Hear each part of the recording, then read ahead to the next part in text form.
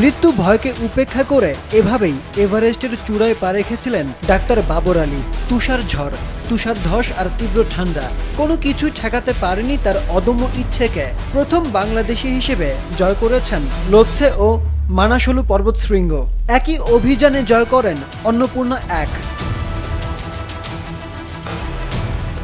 এই দুঃসাহসিক অভিযাত্রার গল্পগুলো কতটা রোমাঞ্চকর সেটাই বলতে বাবর আলী হাজির মানিকগঞ্জের আরব ভবন মিলনায়তনে। শ্রোতাদের মনোযোগী চোখ বাবর আলীর দিকে।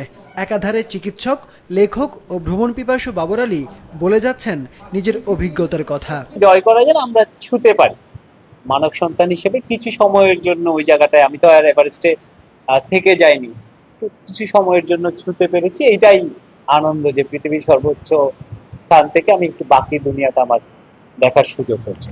মৃত্যুর ঝুঁকি নিয়েও এই ঐতিহাসিক অভিযানে সফল হয়ে বেশ উচ্ছ্বসিত বাবর, সেই সাথে রোমাঞ্চিত। আমি যেটা আসলে বইয়ের পাতায় পড়েছি, ক্যালেন্ডারের পাতায় ছবি দেখেছি, এটা আমার চোখের সামনে। শ্রোতারাও মুগ্ধ হয়ে শুনেছেন বাবরের এভারেস্ট জয়ের গল্প।